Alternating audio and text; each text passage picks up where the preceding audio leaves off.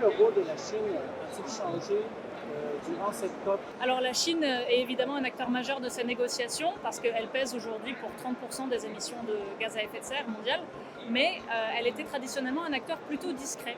Cette année, ça change beaucoup. On voit derrière moi un pavillon national qui est beaucoup plus important avec beaucoup d'événements. Elle prend plus de place, elle organise plus d'événements, elle offre des cadeaux aux participants.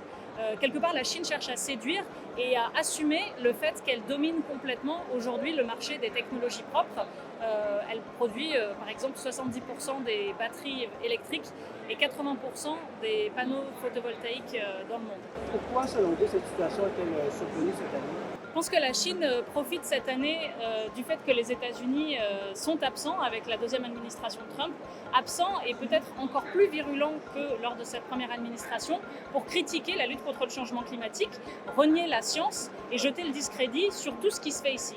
Donc la Chine essaye vraiment d'aspirer ce leadership quelque part et de se poser en recours, en renfort et aussi en partenaire très coopératif, en défendant le multilatéralisme climatique et en proclamant son attachement à l'accord de Paris, mais aussi en se positionnant comme un pourvoyeur de solutions, en investissant massivement dans les pays en développement, dans des infrastructures à technologie propre.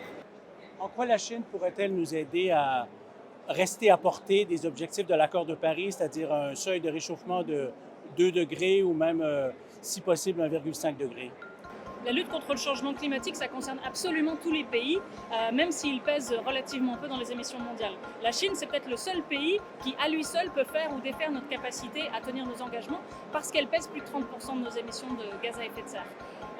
Heureusement, je dirais, la Chine a fait il y a 10 ans un pari stratégique majeur et a investi massivement dans des capacités de production de technologies propres en se disant que les technologies propres, c'était non seulement pour son marché domestique, mais c'était surtout et aussi pour l'exportation et que ça allait être un moteur de sa croissance économique.